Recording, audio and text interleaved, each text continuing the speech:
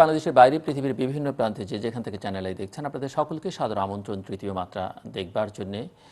প্রিয় দর্শক, এক মহা আতঙ্কের নাম কোভিড-19 এবং এই আতঙ্ক কেবল মৃত্যু ঝুঁকি বা স্বাস্থ্যজনিত ঝুঁকির জন্যই নয়, এই আতঙ্ক এখন গোটা বিশ্ব ব্যবস্থাকে আমূল বদলে দেবার আতঙ্ক। এই বদলে দিয়ে কোথায় নিয়ে যাবে কেউই জানে না, এবং কোভিড-19 থেকে কবে নিষ্কৃতি পাওয়া যাবে সেটিও কেউ নিশ্চিত নয়।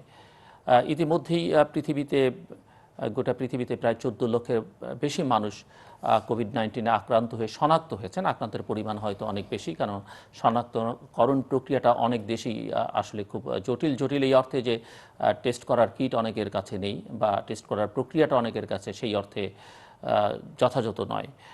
মৃতের সংখ্যা ইতিমধ্যেই বিশ্বজুড়ে ৭৬,০০০ ছাড়িয়েছে, এবং রিকভারির সংখ্যাও সেটিও প্রায় ২,৯৪,৫০০-রও বেশি।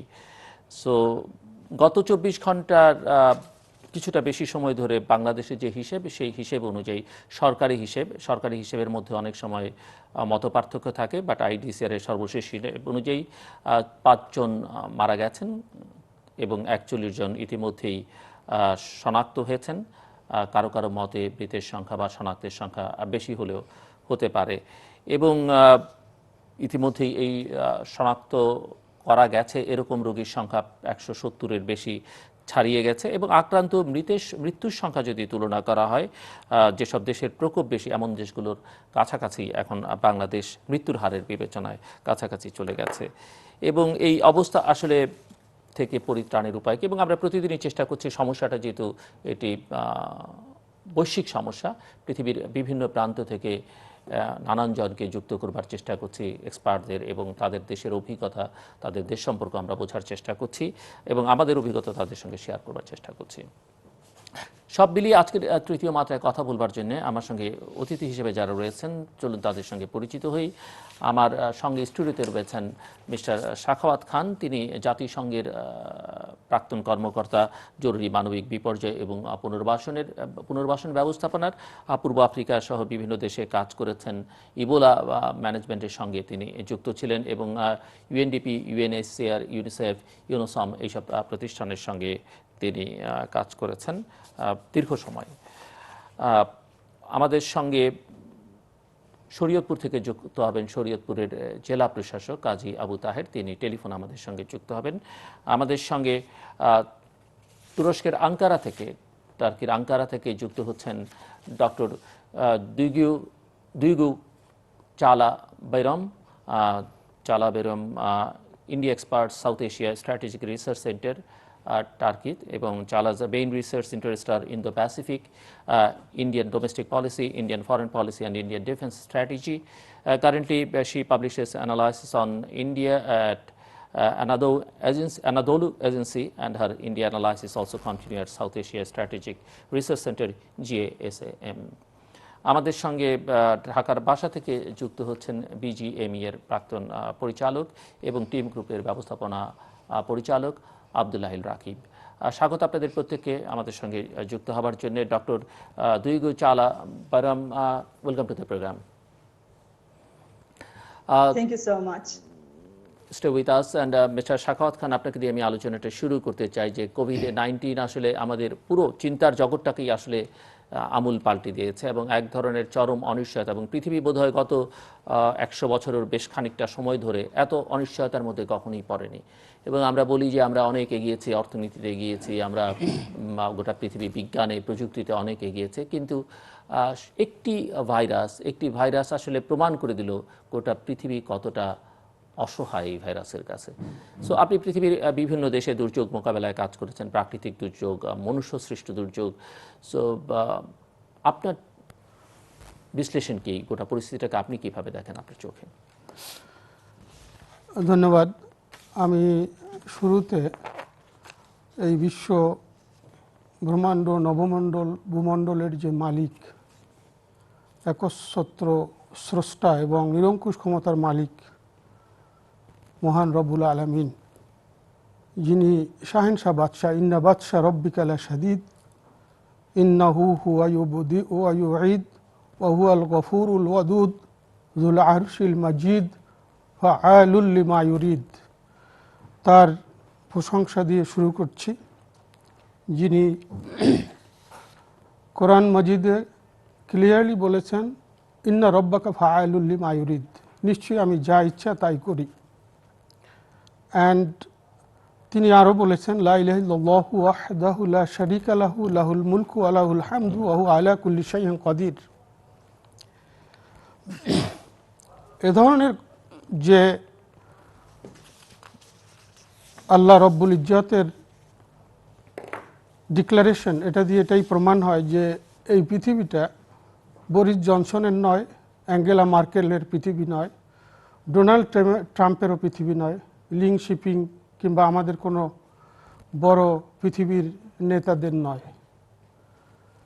এই পৃথিবীর মালিক আল্লাহ পাক, আল্লাহ রব্বুল ইজ্জত। তিনি এই নবমণ্ডল এবং ভূমণ্ডলকে সৃষ্টি করে ছেড়ে দেননি। তিনি এই বিশ্ব মহাব্যবস্থাপনার একমাত্র মহাব্যবস্থাপক এবং সর্বশক্তিমান সুবিজ্ঞ পরিচালক।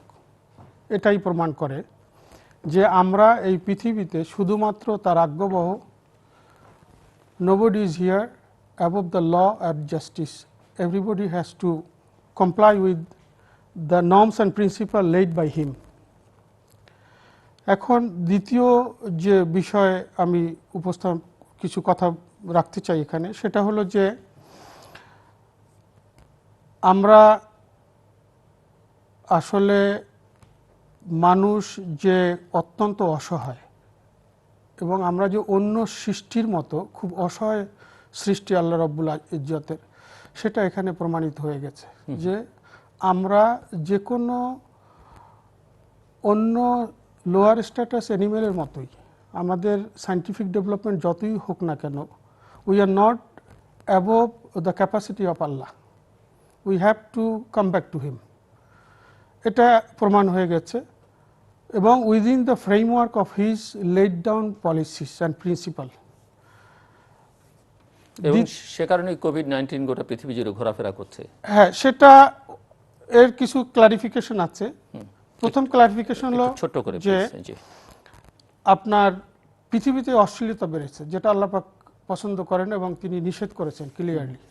এই অশ্লীলতার ভেতরে যে প্রধান যে অশ্লীলতা, সেটা হলো যে সারা বিশ্বে গে লেসবিয়ান যে আপনার হিউম্যান বিহেভিয়ার প্যাটার্নটা, যে কারণে লুত সামুদ জাতিকে আল্লাহ পাক ধ্বংস করে দিয়েছেন, সেটাকে ইনস্টিটিউশনালাইজ করা। প্রতিটি গভর্নমেন্ট দেখবেন ওয়েস্টার্ন কান্ট্রি, তারা কনস্টিটিউশনে গে লেসবিয়ান এই প্রভিশনটাকে এটাকে লিগ্যালাইজ করেছে। এবং এরা এখন একজন গে মারা গেলে সাকসেসর হিসেবে আর একজন গে হি গেট দ্য প্রপার্টি। তারপরে দ্বিতীয় যে প্রবলেমটা হলো সোশ্যাল ইনজাস্টিস। শুধু দেশেই না, সর্বদেশে গ্লোবালি সোশ্যাল ইনজাস্টিস কিন্তু প্রিভ্যালেন্ট। শুধু চায়নাই সোশ্যাল ইনজাস্টিস না, ভারত থেকে গোটা পৃথিবীতেই দেখবেন যে এখানে আপনার পুতিন থেকে শুরু করে বড় বড় all the autocrats of the বড় ছোট বলে কোনো কথা নেই, গোটা পৃথিবী জুড়েই এখন আসলে আমাদের দেশও দিস ইজ ভেরি কমন। এবং এটার কারণ হলো মজলুমের দোয়া কিন্তু আল্লাহ পাক কবুল করে ফেলেন। হাদিসে আছে যে কোনো মজলুমের সাথে আল্লাহ পাকের আরশের সাথে কোনো ভেইল থাকে না, দেয়ার ইজ নো পর্দা। এখন মজলুম কিন্তু হিন্দু হতে পারে, একজন আপনার খ্রিস্টান হতে পারে, এবং সে যদি বিলিভও না করে, সে একজন অবিশ্বাসী হতে পারে। তার মেয়েকে ধর্ষণ করলো, সে যদি কোনোভাবে বলে ফেলে যে তুমি আছো, এটা আমি এতদিন বিশ্বাস করতাম না, but I appeal to you, it might be accepted. That is what is happening now. তারপরে তৃতীয় যে প্রবলেমটা আমরা, সেটা হলো incompetent people imposed on global humanity. Everywhere you will see they are running the show. They are running the show. They are running the business. That's a big problem. It is not only Trump. Chinese প্রেসিডেন্টের সারা আজীবনের president হওয়ার কোনো দরকার ছিল না। Xi Jinping, Putin, এদের দরকার ছিল না কোনো, to be the president until their death. So ডেমোক্রেসির ক্রাইসিস একটা বড় কারণ, big problem, big problem. Human will. জি, আমি আপনাকে একটু থামিয়ে দিচ্ছি, আবার আপনার কাছে আসবো। আমাদের সঙ্গে টেলিফোনে যুক্ত আছেন শরীয়তপুর জেলার জেলা প্রশাসক কাজী আবু তাহের। মিস্টার তাহের, শুনতে পাচ্ছেন আপনি আমাদেরকে? আমি আপনাকে শুনতে পাচ্ছি। আসসালামু আলাইকুম। ওয়ালাইকুম আসসালাম। অনেক অনেক ধন্যবাদ আপনাকে আমাদের সঙ্গে যুক্ত হবার জন্য। আমরা জানি যে বাংলাদেশের যে জেলাগুলো, যে অঞ্চলগুলো সবচাইতে ঝুঁকিপূর্ণ, তার মধ্যে শরীয়তপুর একটি, এই কারণে যে আমরা জানি যে কোভিড-19 আগমনটা আমাদের এখানে মূলত প্রবাসীদের মাধ্যমে এসছে, সেটি ধারণা করা হয়। এবং শরীয়তপুর জেলার একটা বড় অংশই ইটালিতে কাজ করেন, নানান কাজের সঙ্গে তারা যুক্ত, এবং ইটালিতে যারা বাংলাদেশি প্রবাসী আছেন তাদের মধ্যে শরীয়তপুর জেলার অধিবাসীদের সংখ্যাটাই সবচেয়ে বেশি, এবং তারা একটা বড় সংখ্যক বাংলাদেশে তাদের নিজ দেশে ফেরত এসেছেন। সো শরীয়তপুরের অবস্থাটা কি একটু যদি আমাদের ছোট্ট করে বলেন আপনি। জি, আমি আপনাকে অবহিত করতে চাই যে আপনি ঠিকই বলেছেন যে শরীয়তপুরের অনেক অধিবাসী ইটালিতে বসবাস করেন এবং তারপর পরই রয়েছে স্পেনে বসবাস করেন। এই দুটি দেশ থেকেই বেশিরভাগ প্রবাসী যারা এই সময়ে এসেছিলেন, নরমালি তারা আসা যাওয়া করেন যেহেতু সংখ্যায় অনেক। এই সময়টিতে যারা এসেছিলেন তাদেরকে আমরা জনগণের মাধ্যমে, জনপ্রতিনিধির মাধ্যমে, স্থানীয় প্রশাসন, আইন শৃঙ্খলা বাহিনী, স্বাস্থ্য বিভাগ, মাননীয় সংসদ সদস্যগণ সবাইকে সম্পৃক্ত করে আমরা এমন একটি অবস্থা তৈরি করতে সক্ষম হয়েছিলাম যে তাদেরকে আমরা হোম কোয়ারেন্টাইনে নিতে সমর্থ হয়েছিলাম। তো সর্বোচ্চ 377 জন ছিল আমাদের সর্বোচ্চ হোম কোয়ারেন্টাইনে। এখানে আসার কথা হচ্ছে যে গতকাল পর্যন্ত 24 ঘন্টায় যারা অবমুক্ত হয়ে গেছেন, তারপর আমাদের জেলায় এখন পর্যন্ত মাত্র 27 জন হোম কোয়ারেন্টাইনে আছেন। এবং হোম কোয়ারেন্টাইনে আমরা যারা বিদেশ ফেরত আছেন তাদের পরিবারের যারা এবং তাদের সঙ্গে যারা সংস্পর্শে এসেছিলেন তাদেরকেও আমরা হোম কোয়ারেন্টাইনে রেখেছি।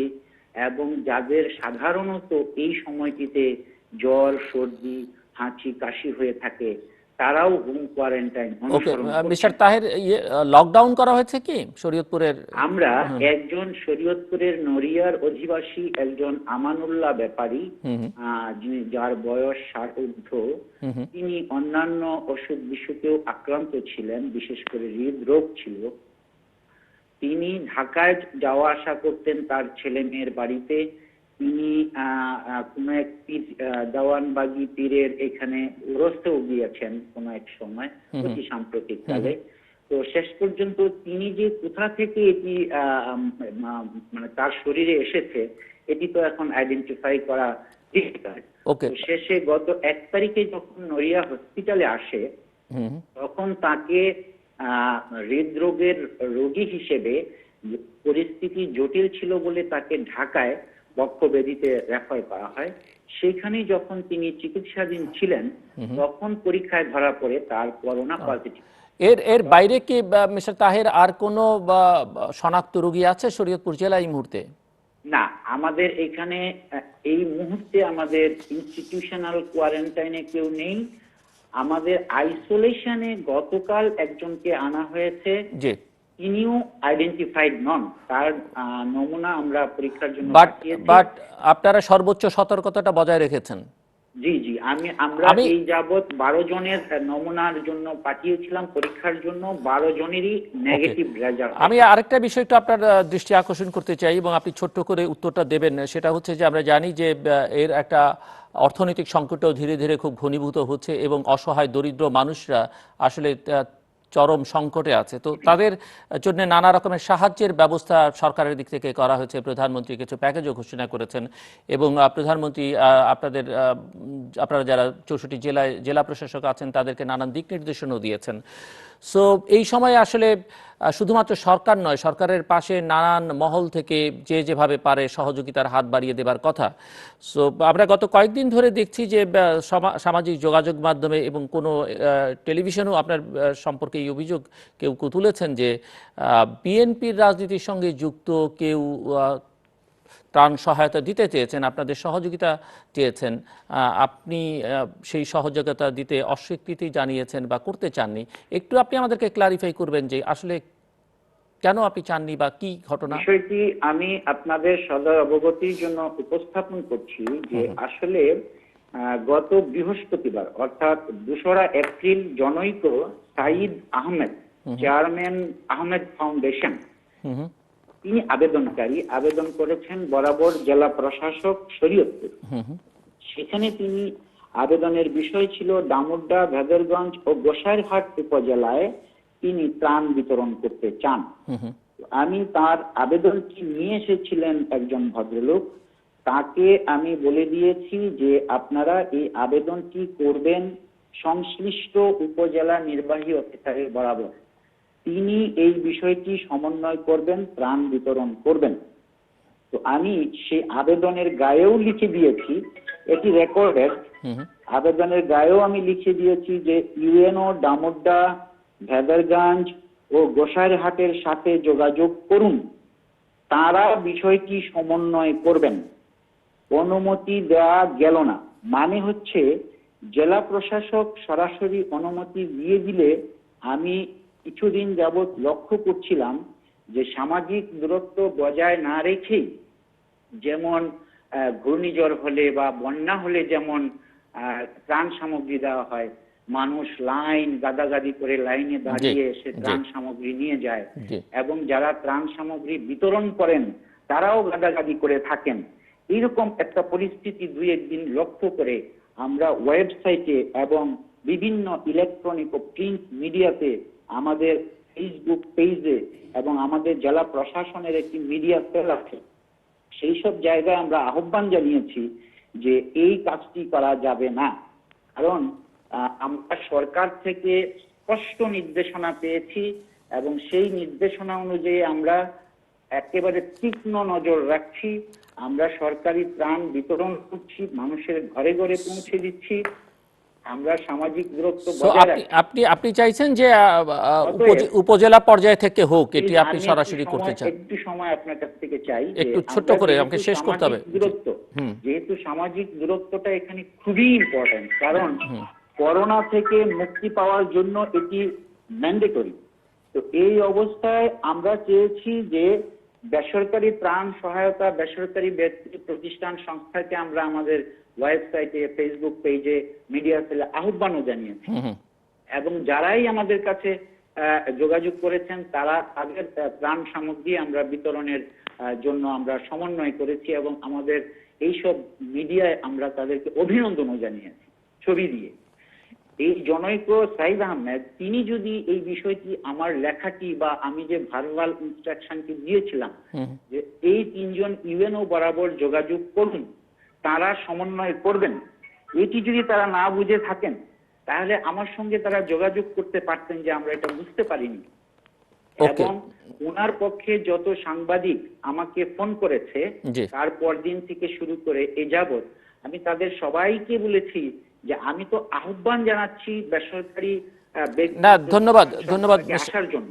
ধন্যবাদ মিস্টার আবু তাহের। একটি সংবাদটা পৌঁছে দিন যে উনি সংশ্লিষ্ট ইউএনওদের বরাবর যেন যোগাযোগ করে, উনি সেটা বিতরণ করতে পারবেন। আমরা স্থানীয় প্রশাসন অত্যন্ত মানবিক দৃষ্টি নিয়ে তাদেরকে আহ্বান জানিয়েছি এবং বিতরণ করছি।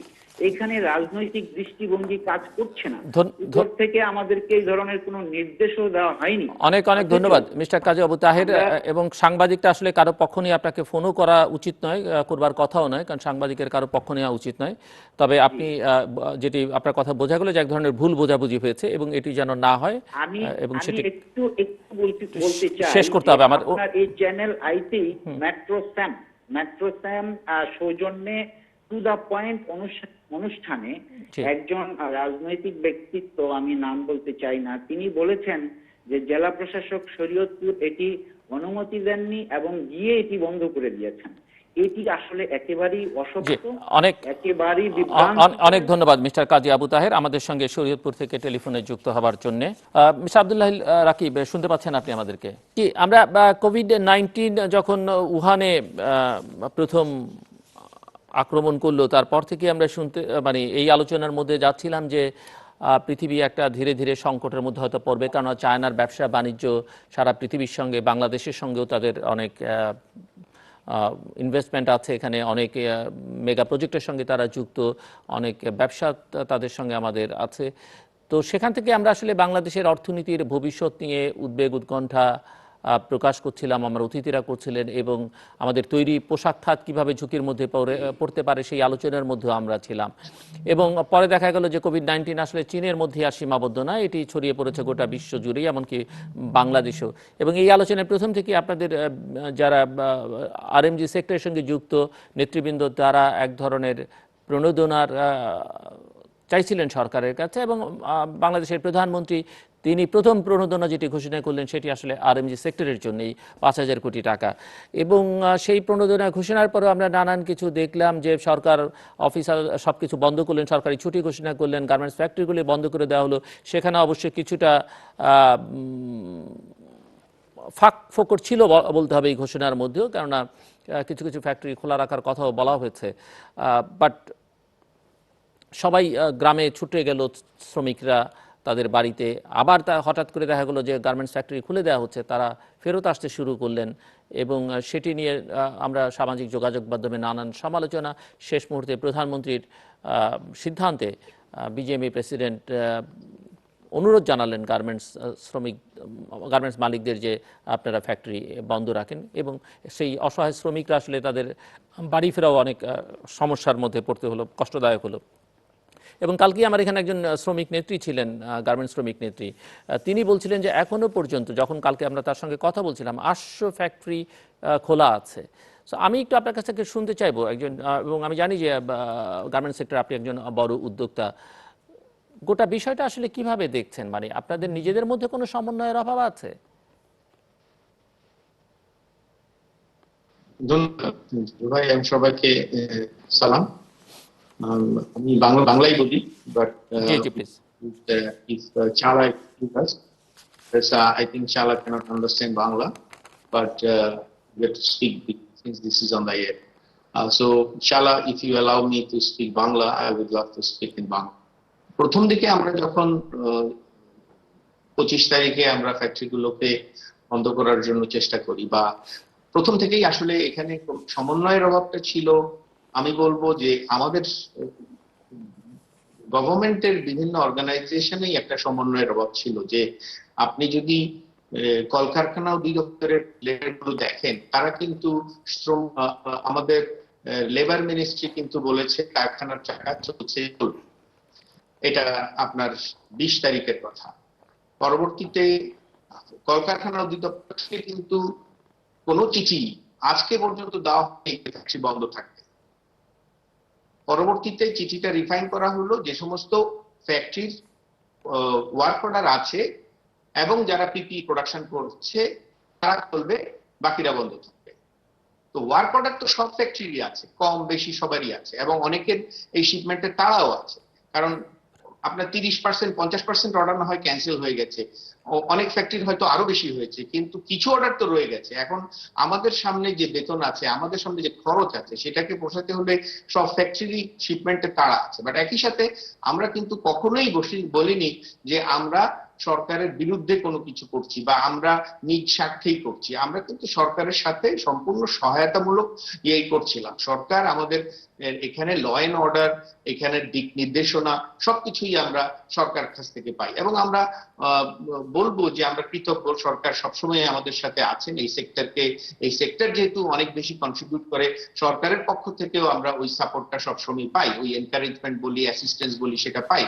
অফকোর্স পলিসিগত ভাবে আরো অনেক সাপোর্টের দরকার আছে, বাট এটা তো কন্টিনিউয়াস একটা প্রসেস। বাট আমি যেটা মনে করি যে এখানে অবশ্যই কলকারখানা অধিদপ্তরের উচিত ছিল প্রথম থেকেই এটাকে গভর্নমেন্টের সাথে আরো স্ট্রং লিয়াজে করে একটা ক্লিয়ার স্টেটমেন্টে আসা যে ফ্যাক্টরি আপনারা বা কলকারখানা বন্ধ থাকবে। কলকারখানা যদি সরকার বলে বন্ধ থাকবে, আপনার বা আমার কোনো ক্ষমতা নাই সেটা খোলা রাখা। বাট একটা জিনিস আমাদেরকে বলবেন যে কত ফ্যাক্টরি, কারণ আমরা শুনেছি যে মিলিয়ন মিলিয়ন ডলারের কাজ চলে যাচ্ছে, বাতিল হয়ে গেছে।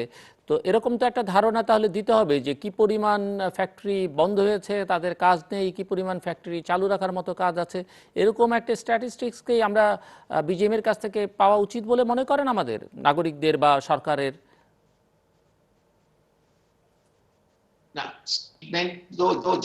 যেমন ধরেন অনেক, কারণ এই প্রশ্নটা উঠেছে যে সরকার তো 5,000 crore টাকা তো একটা প্রণোদনা প্যাকেজ দিয়েছে, সো সেই প্যাকেজটা নিয়ে অন্যান্য সেক্টর অনেক তাদের মধ্যে অসন্তোষ আছে, কিন্তু সেই টাকাটা আপনারা কিভাবে কাজে লাগাবেন, কারা লাগাবেন, যাদের ফ্যাক্টরি চালু আছে তারা এখান থেকে কিছু পাবেন কিনা, মানে এই বিষয়গুলো নিয়ে তো একটু পরিষ্কার হওয়া দরকার। এখন এই পরিষ্কার করার দায়িত্ব কিন্তু আমাদের না, বিকজ সরকার প্রথম যখন আমাদের মাননীয় প্রধানমন্ত্রী প্রণোদনার কথা বলে ভাষণে বললেন, পরবর্তীতে কিন্তু আমরা যখন চিঠি পেলাম বা গভর্নমেন্ট যখন ব্যাংকগুলোকে চিঠি দিল, তখন কিন্তু এটা হয়ে গেল স্বল্প সুদে লোন, এটা কিন্তু লোন আকারে আসতেছে। সো আমরা যখন প্রণোদনা বলছি, এটা কিন্তু প্রণোদনা না। এখন অফকোর্স তারপরও এটা একটা সাপোর্ট, বাট ওই সাপোর্টটা এনাফ কিনা সেটা জাস্টিফাই করা দরকার আছে। পরবর্তীতে আমরা দেখলাম যে গতকালকে মাননীয় প্রধানমন্ত্রী আরেকটা স্টিমুলেশন প্যাকেজ দিয়েছেন, যেটা কিনা ওয়ার্কিং ক্যাপিটাল হিসেবে একটা লো কস্ট লোন। তারপরও এটা আসলে আমাদের এফোর্ডেবিলিটির মধ্যে আছে কিনা সেটাও দেখতে হবে। আর আপনি যদি ইন্ডাস্ট্রির সাইজ বলেন, আমাদের 40 লক্ষ ওয়ার্কারের এক মাসের বেতন হচ্ছে 4,800 কোটি টাকা। অফকোর্স আপনি বলতে পারেন যে আমরা কি আমাদের পয়সায় চলতে পারি না, কতক্ষণ পারি। এখন ক্যাশ ফ্লো এমন একটা জিনিস, কেউই কিন্তু এত বড় ক্যাশ ফ্লো পকেটে নিয়ে বসে থাকে না। এখন ইন্ডাস্ট্রির যে আনসার্টেনিটি আপনার 6 মাস থেকে 1 বছরের পর্যন্ত, এই আনসার্টেনিটি যদি আমরা একা ফাইট করতে যাই, সেই শক্তিটা আমাদের কাছে নাই। সো আমাদের দরকার পলিসিগত সাপোর্ট, আমাদের দরকার একটা অ্যাসিওরেন্স যে আমরা এই ইন্ডাস্ট্রি যে যার বদলতে আজকে ডিরেক্টলি অ্যাটলিস্ট 40 লক্ষ পরিবার, ইনডাইরেক্টলি 5 কোটি পরিবার এটার উপরে ডিপেন্ডেন্ট, এটা যদি আজকে দেশের প্রধান ফরেন এক্সচেঞ্জ আর্নার হয়, এটাকে ধরে রাখতে পারলে ইকোনমিটা হয়তো 1 বছর বা 1.5 বছরের মাথায় আবার ঘুরে দাঁড়াবে। এখন সরকার অফকোর্স সরকার সেটা বুঝেন, এবং সরকার সেটা বুঝে বলেই 5,000 কোটি টাকার একটা প্যাকেজ নিয়ে আসছেন। এটাকে আসলে মিডিয়া বা আমরা অনেকেই এটা ভুল বোঝার চেষ্টা করছি। এটা কোনো মতেই প্রণোদনা নয়, এটা একটা লোন, এবং এই লোনটা আমি আমার বাপের সম্পত্তি বিক্রি করে হলেও ফেরত দিতে হবে, ইরিগার্ডলেস আমার ব্যবসায় প্রফিট হবে। আমি কি ফ্যাক্টরি বন্ধ করে দেব? জি, আপনি থাকবেন, 6 মাস চালাতে পারবো না 2 মাস চালাতে পারবো, তার উপর তার সাথে কিন্তু সম্পর্ক নেই। আপনি থাকবেন আমাদের সঙ্গে। এবং অনেক ফ্যাক্টরি মালিক হয়তো এই লোনটা নিতেও না, বিকজ তার সে হয়তো ভেঙে পড়েছে, সে হয়তো মানসিকভাবে আর ফ্যাক্টরিটা কন্টিনিউ করার তার ইয়া নাই, কারণ তার এত অর্ডার ক্যান্সেল হয়েছে বা এত তার হোল্ড হয়ে গেছে, এই মুহূর্তে আগামী 4 মাস সে ফ্যাক্টরিটা অপারেট করার মতো তার ক্যাপাসিটি। আপনি আমাদের সঙ্গে থাকবেন, শুনবো আরো আপনার কাছ থেকে। মিস্টার সাখাওয়াত খান, আমি একটু শুনতে চাইবো যে বাংলাদেশের যে পরিস্থিতি কোভিড-19-এর, আপনার কাছে কি মনে হচ্ছে, মানে আমরা কি ঠিকঠাক মতো হ্যান্ডেল করতে পারছি কিনা, ট্যাকেল করতে পারছি কিনা, এবং পরিস্থিতিটা আসলে যে জায়গায় সে দাঁড়িয়েছে কোথায় যাচ্ছে বলে মনে হচ্ছে?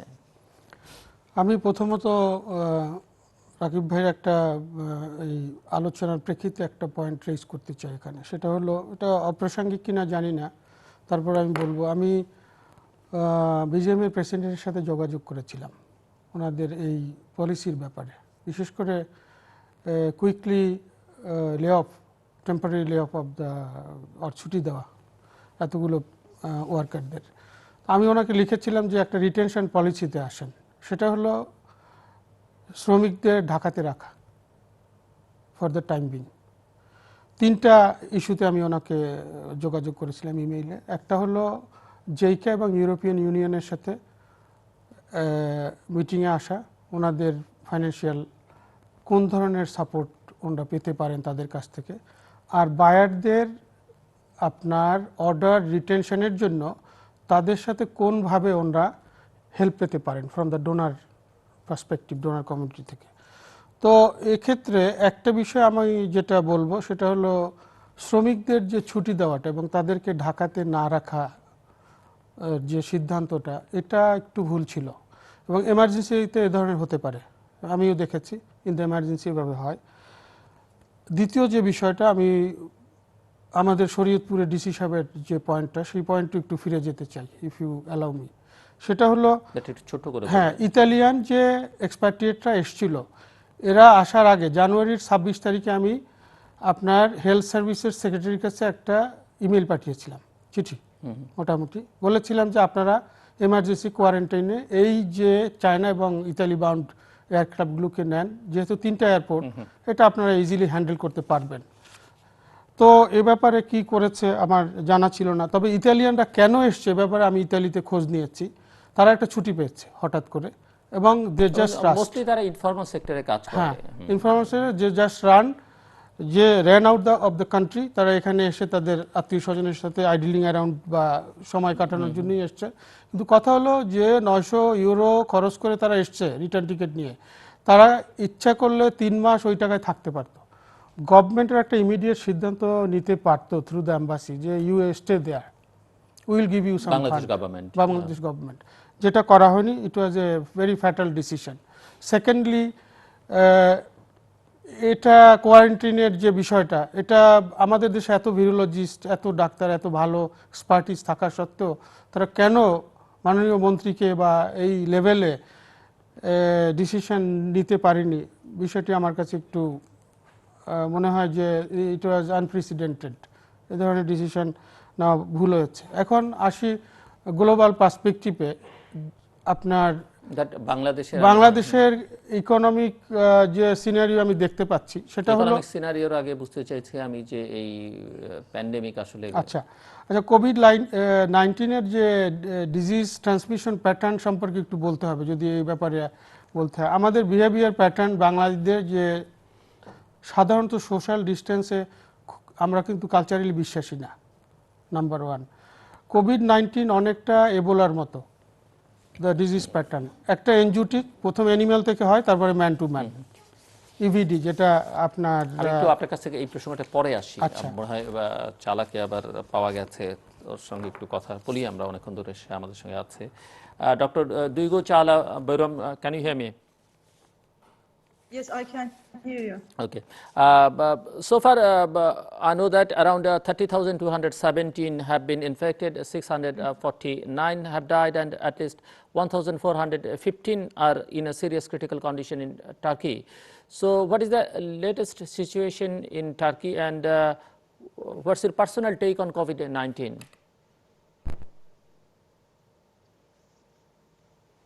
As you may know, for almost a month, Turkey is struggling with that COVID-19. So right after that, in Turkey, all schools, universities are closed. So we are basically educating using distance education applications. As you may know, Turkey is one of a couple of countries in the world who successfully holding distance education program in this case, to be honest. And again, I would honestly say that among the European countries and the Middle East location, Turkey is the best sample who successfully tries taking control of this virus challenge, because our government took strict precautions from the beginning, from day one. But this is an important point, that these measures taken and still keep taking step by step. And mostly like advices to the public, Turkish public, not all out ban, I mean. And I mean, again, from day one, our President Recep Tayyip Erdogan, our Health Minister, and our other officials transparently keep us suggesting what steps should be taken, and warning about the situation and informing the Turkish public each day. So regularly and transparently again. But meantime, that doesn't mean there is no any restriction. Of course, there is something bad situation, or as you know, there is a lockdown in, but not, I mean, a nationwide lockdown. It's not for all nation. It's basically for the people who are older than 65. Just in order to secure them, and for youngers under 20. So for preventing the mobility in the country, Okay. and, preventing spreading the virus whole of the country. But sure, our government supplies their shoppings and requirements by its officials, especially for them. Plus, as all entrance and exit for our metropolitan cities was closed down for 15 days, so we can't go anywhere. Okay. Dr. Challa, World Health Organization says that Turkey hits the bottom of OECD's health expenditure index with a low healthcare spending with 4.2% of its GDP, where the average should be 8.8%. Why government is so careless in every country regarding public health issues? I'm not sure why GDP seems like that, but to be honest about the health situation, our government also helping all around the world as much as it can. So inside our country, government basically, Turkey products all essential equipments. And Turkey's health infrastructure basically is in fairly good condition.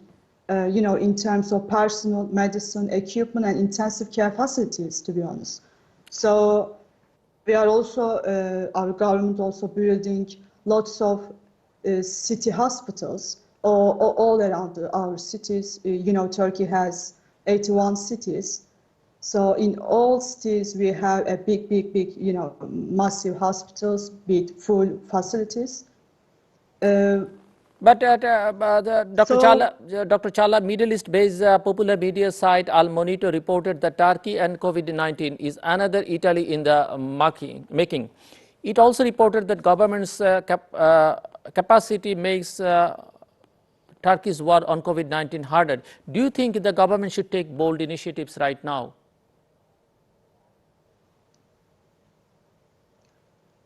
To be honest with you, I don't think too much, because our government handling the situation very good. I can truly say that so far, as earlier I mentioned about, there is some restriction, but much of them like advices, not like ban.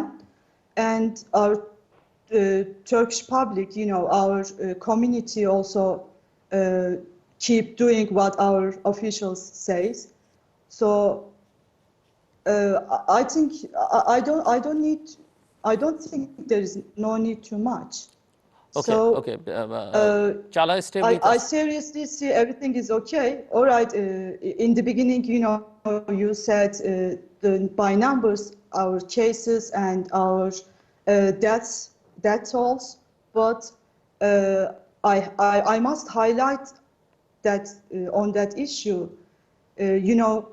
all right, our case numbers, our death numbers rising day by day, but plus our test number rising too much day by day.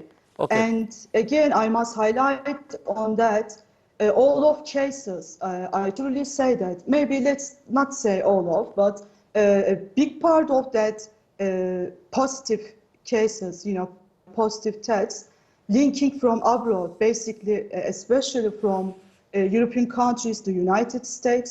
So it's not like spreading the Turkey right now. So Okay. Thank you, Chala. Stay with us. Chala, thank you. Stay with us. Mr. Shakawat Khan, আপনি বলছিলেন social বিহেভিয়ারের কথা। জি, আমাদের আসলে এখনো to be very honest.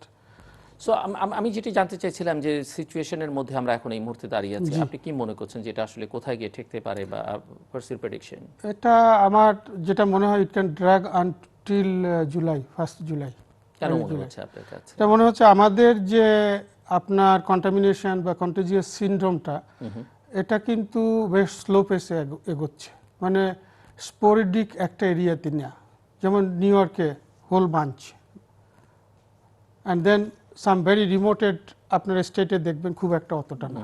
আমাদের এখানে community level already there are susceptible people who are carrier. ধরুন একেবারে টু বি ভেরি অনেস্ট, কুড়িগ্রামেও থাকতে পারে একজন, আবার ধরুন এই ময়মনসিংহে একজন আছে। এখান থেকে যে কন্টামিনেশনটা হবে, এটা কিন্তু টাইম ফ্রেম দরকার, এটা লাস্ট যে ফুল ব্লোন রেজাল্টটা পেতে অ্যাজ পার ভিরোলজিক্যাল পার্সপেক্টিভ। সে কারণে আমার মনে হয় যে 2 মাসের জন্য not necessarily lockdown, but financial support, যেটা নন ফর্মাল সেক্টরে food support for the very vulnerable group, এটা কন্টিনিউ করতে হবে seriously to the very remote area, indigenous কমিউনিটির জন্য একেবারে রিমোট এরিয়াতে গিয়ে। সেকেন্ডলি নন ফর্মাল সেক্টরে যারা ধরুন নকশিকাঁথা বানাচ্ছে, জামালপুরের অনেক সেক্টর আছে যারা আসলে not within the framework of government, this এই যে প্রণোদনের ভেতরে পড়বে না, যাদের ব্যাংক অ্যাকাউন্ট নেই, যারা আসলে ট্রেড লাইসেন্স নেই, তাদেরকে সাপোর্ট দেওয়ার জন্য এই প্রণোদনা থেকে একটা ফ্রেমওয়ার্ক বের করতে হবে।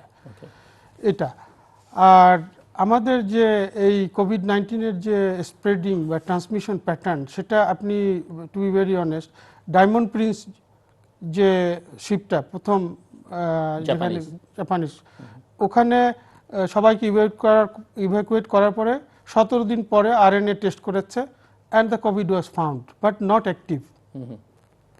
কিন্তু পরে ইয়েল ইউনিভার্সিটির বেশ কিছু রিসার্চার এটা রিসার্চ করে দেখেছেন যে কোভিড-19 এই আপনার কপার, স্টেইনলেস স্টিল বা প্লাস্টিক সারফেসে 72 ডেজ সার্ভাইভ করে নর্মাল টেম্পারেচারে, আর কার্ডবোর্ড বা নর্মাল উডেন প্ল্যাঙ্কের উপরে 24 আওয়ার্স। এক হলো 72 আওয়ার্স আর একটা 24 hours. That means if you carry someone from airport, drop him to his house, আপনি যদি ওই গাড়িটা ব্যবহার না করেন 7 দিন, আপনার কোভিড হওয়ার সম্ভাবনা নেই। আর আমরা হাই ট্রাস্ট যে এরিয়াগুলো, রিপিটেড ট্রাস্ট, যেমন ধরুন সাবওয়ে, রেলওয়ে স্টেশন, এয়ারপোর্ট, এই কান্ট্রিগুলো দেখবেন যে lot of mobility of passengers, সে কারণে কন্টামিনেশনটা বেশি হয়েছে। আমাদের দেশে এই ট্রেন্ডটা নেই। আমি আসছি আবার আপনার কাছে। মিস্টার আব্দুল্লাহিল রাকিব, শুনতে পাচ্ছেন আপনি?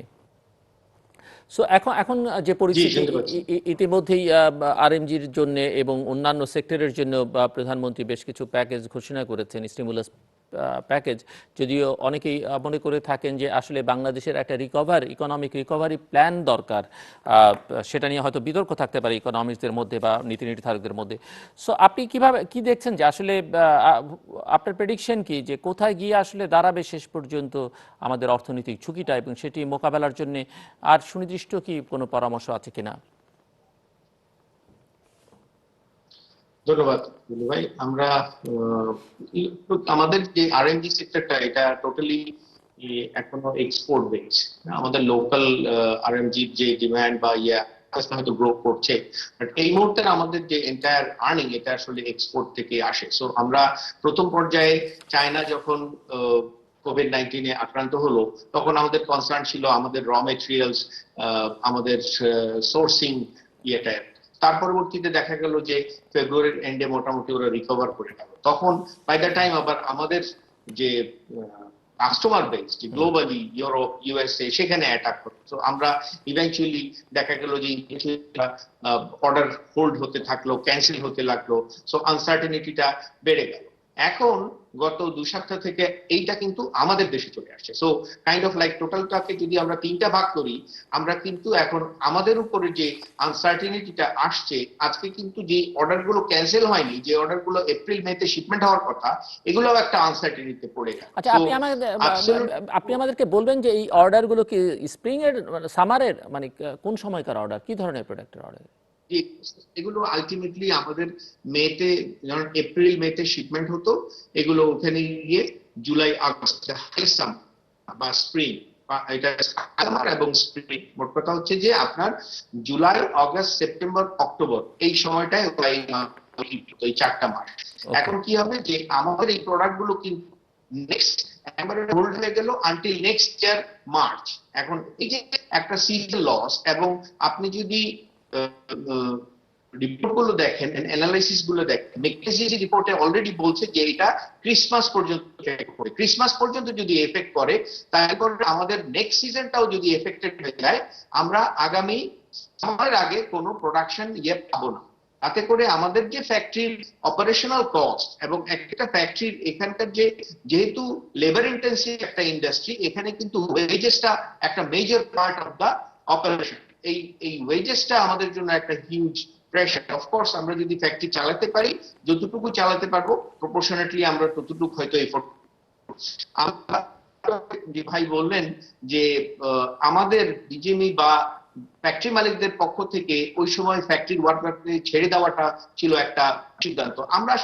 আমরা যখন ফ্যাক্টরিকে বন্ধ করেছি, আমরা কিন্তু 16(1) ধারা বা 12 ধারা অনুযায়ী মহামারীর জন্য তাদেরকে বন্ধ দিয়েছি, এবং সেখানে কিন্তু স্পেসিফিক্যালি ওয়ার্কারদেরকে আমরা বলেছি যে ওয়ার্কাররা বাসায় গিয়ে তাদেরকে সেলফ কোয়ারেন্টাইন রাখবে বা লকডাউনে থাকবে। এখন ল অ্যান্ড অর্ডার যদি দেশের ইনাফ না থাকে, সরকার যদি তাদেরকে যেতে দিয়ে থাকে, ট্রান্সপোর্ট যদি তখনও এভেলেবল থাকে, তাই সেটার জন্য নিশ্চয়ই ফ্যাক্টরি মালিক কিংবা বিজিএমই দায়ী হতে পারে না।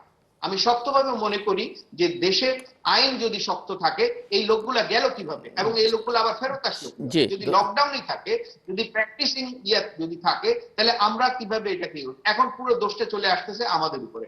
অফকোর্স সরকারের সাথে আমরা সবকিছুতেই সহায়তা করি, সহায়তা করব। আমরা কখনো বলিনি যে আমরা এটা করব না সেটা করব না, কিন্তু আমাদের যে ডিরেকশন, আমাদের যে নীতি নির্ধারক, তারা যদি আমাদেরকে specific loud and clear precise direction না দেয়, তাহলে কনফিউজ তো আমরা হব, জি, কনফিউজ তো ওয়ার্কাররা হবে। ওয়ার্কারকে তো কেউ থামায় নাই যাওয়ার সময়, জি, দলে দলে যখন চলে গেল, কেউ তো লঞ্চ আটকায় নাই, কেউ তো রোড ব্লক করে দেয় নাই, মিস্টার রাকিব, আবার থ্যাংক ইউ। ঢোকার সময়ও তো কেউ না করে নাই। তাহলে সেক্ষেত্রে শুধুমাত্র একতরফা ভাবে যদি আপনি ফ্যাক্টরি মালিককে বা বিজিএমএ কে দোষারোপ করেন, এটা কিন্তু আমাদের প্রতি জাস্টিফাইড হবে না। ডক্টর চালা, আমি মনে করি আমাদের জি, জি। ধন্যবাদ।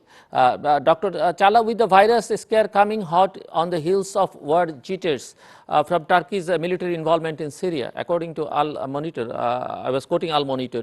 So, how COVID-19 situation can influence the war? The whole world is in a different war with the COVID-19, but I'm talking about Syrian war. Yes. Maybe we shouldn't refer that as a war, at least regarding us or regarding Turkey, because we are not basically taking a war there. It's basically we are fighting terrorist groups or some extremist group, we could say. Yeah, the virus situation maybe a little let it slow down, but again, honestly, I would say that in Turkey, or basically Turkish military, have seriously a good coordination. So, as a parallel, we keep fighting that situation as well, and we keep fighting, let's say, virus situation.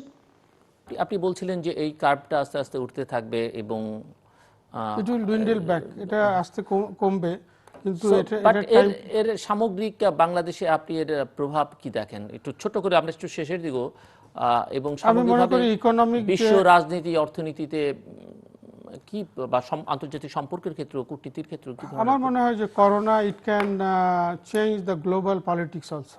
অনেক leadership চলে যেতে পারে করোনার কারণে।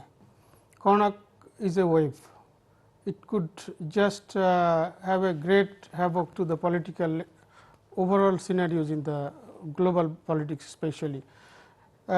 দ্বিতীয়, আমাদের দেশের কনটেক্সটে আমি মনে করি যে আমরা যদি কন্টেইন করতে পারি ফাইন্যান্সিয়াল সাপোর্ট দিয়ে টু দ্য ওয়ার্কিং পিপল, গভর্নমেন্টের এটা আমার মনে হয় খুব একটা স্ট্রাগল করতে হবে না। যে প্রণোদনা দেওয়া হয়েছে সেটা যদি ইনফর্মাল সেক্টরেও টার্গেট করা হয়, তাহলে আমার মনে হয় যে we can sustain more 2-3 months very nicely, and then we can go to the right path. Regarding RMG sector, আমি বলবো যে RMG যেহেতু এক্সপোর্ট ওরিয়েন্টেড, এই সেক্টরকে ফুললি সাপোর্ট না দিলে there could be big problem, কারণ আমাদের ইকোনমিক মেইন স্ট্রিম কিন্তু RMG এবং আরেকটা হলো আপনার রেমিটেন্স। এখন বাইরের যে যারা আপনার আকামাবিহীন আছে, তারপরে অনেকে ওয়ার্ক পারমিট শেষ, ইনফর্মাল সেক্টরে যারা ইনফর্মাল সেক্টরে কাজ করে, ইটালি থেকে এসছে, এদেরকে সাপোর্ট দিতে হবে। কালকে আমি একটা রিপোর্ট দেখলাম যে গালফ কান্ট্রিগুলোতে অনেকেই প্রবাসীরা মানে বিদেশিরা চাকরি হারাবে। হ্যাঁ, অলরেডি লেবাননে খাদ্য সংকট, আপনার এক্সপ্যাট্রিয়েটদের বাসায় বসে আছে, বের হতে পারছে না। So they are in very serious condition. আমার কেন মনে হচ্ছে যে আমরা করোনা ভাইরাসের চেয়ে শক্তিশালী এ ধরনের কথা না বলে আমরা ফিরে আসি আল্লাহর রহমতের প্রতি, তার দয়ার কাছে ফিরে আসি, এবং then we go back to work ourselves for our people. Doctor চালা, I know you are an India expert. So India and Turkey had historical relations from the very beginning of India's independence. But India cuts all types of imports from Turkey after Turkey's criticism against India's Kashmir policy. So India also wins a defense deal worth 40 million USD with Armenia in bid to chasten country. So do you think Turkey and India will back to their previous relations to overcome the COVID-19 crisis together? I surely think so, and with all my heart, to be honest. Because, as you said, Turkey and India have seriously deep relations. I mean, from the beginning, like from our, civil war. So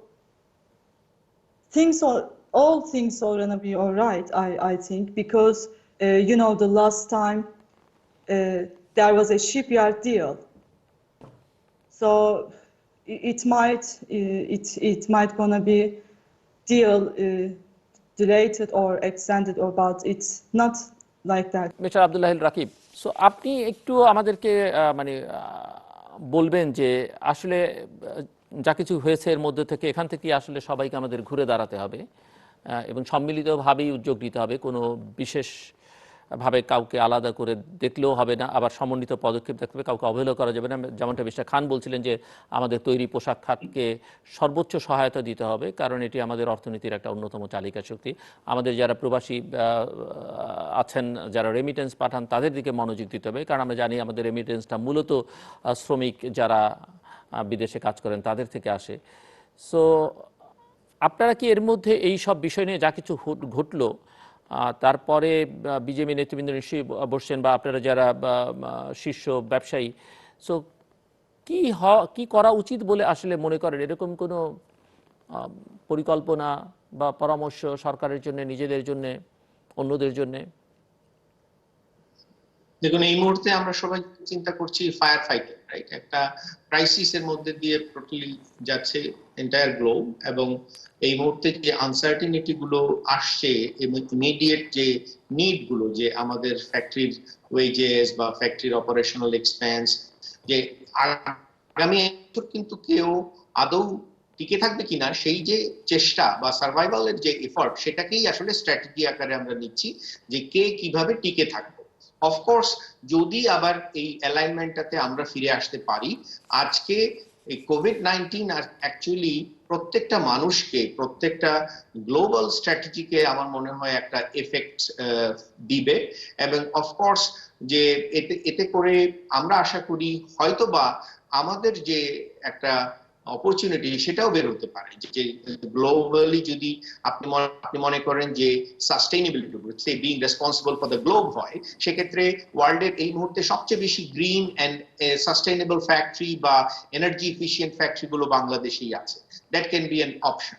of course আমরা এই ফ্যাক্টরিগুলোর এই খরচটা নিয়ে আবার পৃথিবী ঘুরে দাঁড়ানো পর্যন্ত আমরা এফোর্ড করতে পারবো কিনা, এটা হলো আমাদের ইমিডিয়েট চ্যালেঞ্জ, এটা হলো আমাদের ইমিডিয়েট স্ট্র্যাটেজি, যে কিভাবে আমরা স্লিম ডাউন করব in terms of expenses, in terms of efficiency, কিভাবে আমরা আবার ফ্যাক্টরিগুলোকে চালু করব, এবং এই যে এন্টায়ার জার্নি, এখানে একটা পলিসি বা টিকে থাকার জন্য, টিকে যদি আমরা থাকতে পারি, আমি মনে করি যে কোভিড-19 আদার দেন চায়না, যে ডেস্টিনেশন অনলি চায়না থেকে পৃথিবীকে কিছুটা হলেও চেঞ্জ করবে, এই অ্যাটিটিউডটার কারণে আমরা হয়তোবা কিছুটা বেনিফিট পাবো। অনেক কান্ট্রি হয়তো শুধুমাত্র চায়না থেকেই সোর্সিং করতো, তারা হয়তো ইভেন্চুয়ালি একটা পোর্টফোলিও স্ট্র্যাটেজিতে আসবে যে শুধুমাত্র চায়না নয়, তার চেয়েও প্যারালাল কিছু সোর্স বাইট করা। বাট আমরা মনে করি যে এটাতে এই অপরচুনিটিটাকে কাজে লাগানো পর্যন্ত, গ্লোবালি ওই ডিমান্ডটা ক্রিয়েট হওয়া পর্যন্ত আমাদের টিকে থাকার যে যাত্রা, সেটা আমাদেরকে কন্টিনিউ রাখতে হবে। Dr. Challa, we are almost at the end of the program, so very briefly, I have two questions together for you. One is that though we know Turkey is located both in Asia and Europe, so economists said that the economy of Turkey is going to affect severely. What do you think? And Bloomberg said that Turkey needs bigger stimulus to mitigate economic fallout. Do you think these initiatives, there are many initiatives taken by Turkish government, that 15.4 billion package of measures, lowering the ratio of current VAT and tax, 6-month postponement of tax and social insurance payments for all companies, financial support to its export companies. So do you think these initiatives are enough, or more initiatives are required? Maybe a little more we need. Basically, low income people or neither people in Turkey. So we still have some people, who basically,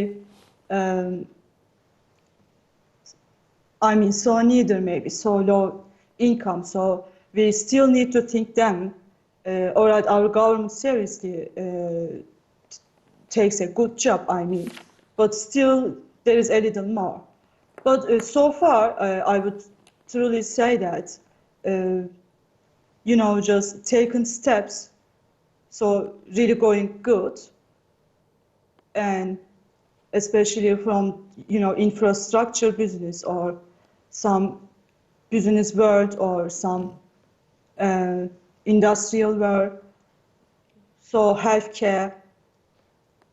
So government seriously tries to do something, and to be honest, it does its job good. But yes, as I need to answer your question, still we need a little more. Need more, yeah, of course. Mr. Shakawat Khan. ওকে, আমি কিছু অনুরোধ করতে চাই। ওকে, আমি মাননীয় প্রধানমন্ত্রীকে request করব not to take all this load. ওনাকে এই হেলথ সার্ভিস এমার্জেন্সি কর্মকাণ্ডটাকে ম্যাক্সিমাম ডেলিগেট করা উচিত টু দ্য রাইট পিপল। এখানে national emergency intervention technical committee করা যেতে পারে with an army brigadier general headed to this particular organ, যিনি অফকোর্স ফ্রম হেলথ কোর থেকে আসবেন, উইথ বায়োলজিক্যাল ডিফেন্স যার এক্সপিরিয়েন্স এক্সপার্টিস থাকবে। আর একটা বিষয় হলো যে সাদ কান্দালবির অনুসারী যারা জামাত ইসলামের জামাতে তাবলিগের, এদের 20,000 লোক এখনো দেশে কিন্তু দাওয়াতের কাজে মসজিদে হেঁটে যাচ্ছে। বলা হয়েছে, ধর্ম মন্ত্রণালয় বলেছে বাড়িতে ফেরত যেতে। ফেরত না, তাদেরকে রাউন্ড আপ করা উচিত, এনে একটা জায়গায় নিয়ে এসে they should be under quarantine, tested and checked. এটা খুবই গুরুত্বপূর্ণ। আমাদের আইসিইউ বেডগুলো বাড়াতে হবে। এখন 1147টি আইসিইউ বেড আছে আমাদের। এটি 10 লক্ষ রোগীর সাথে তুলনা করে একটা বেড। এতে আমরা আসলে, ভুটান হলো 1.1, ভারত 2.3, আমাদের 0.7% যদি বেডের সাথে ইউজারের তুলনা করা হয়, উইচ ইজ ভেরি লেস। তো আমি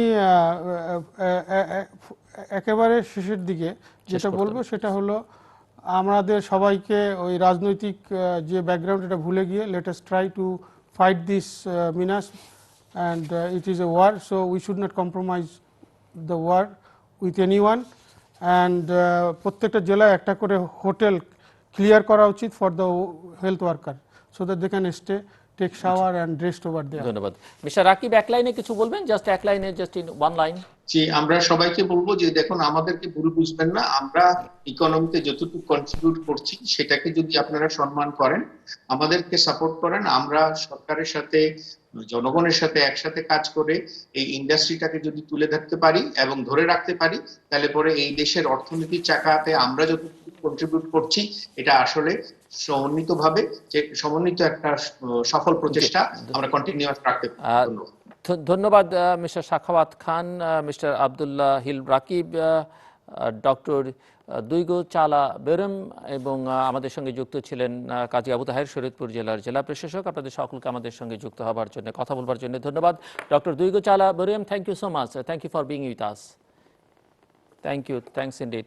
দর্শক, আমরা কথা বলছিলাম কোভিড-19 নিয়ে, এবং কেন কোভিড-19 তার একটা স্পিরিচুয়াল ব্যাখ্যা আমরা এখানে পেলাম একজনের কাছ থেকে, আমরা আমাদের আরএনজি সেক্টরে যে সংকটটা, ভুল বোঝাবুঝি এবং সমন্বয়ের যে ঘাটতি সেটি শুনলাম। আমরা তুরস্কের নানান অভিজ্ঞতার কথা বা তাদের অবস্থা এবং সেখানে কি করা হচ্ছে সেটিও শুনলাম, এবং আমাদের প্রশাসন কিভাবে কাজ করছে, কাজ করতে গিয়ে কী ধরনের সমস্যা হয় সেটিও শুনলাম। সব কথার মূল কথা হচ্ছে যে এটি যুদ্ধাবস্থা গোটা পৃথিবী জুড়েই, এবং এখান থেকে আসলে আমাদেরকে বেরোতে হবে। বেরোবার জন্যে আমাদের একটা সমন্বিত পদক্ষেপ গ্রহণ করতে হবে, এবং সেই সমন্বিত পদক্ষেপের মধ্যে অনেক প্রসঙ্গ এসছে যে আমরা একটা নতুন বিশ্ব ব্যবস্থায় প্রবেশ করতে যাচ্ছি। আমাদের পুরনো ধ্যান ধারণা, আচার আচরণ অনেক কিছুই পাল্টে ফেলতে হবে।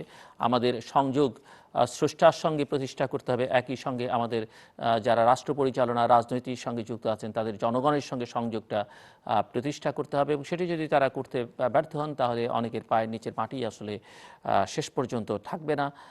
কাজেই সব মিলিয়ে মূল কথা হচ্ছে যে আমাদের এই কোভিড-19 যে শিক্ষা দিচ্ছে সেই শিক্ষাকে কাজে লাগিয়ে আমাদেরকে সামনের দিকে এগোতে হবে, এবং আমাদের শিক্ষায়, স্বাস্থ্যে, বিজ্ঞানে বিনিয়োগকে আরও বেশি বাড়াতে হবে।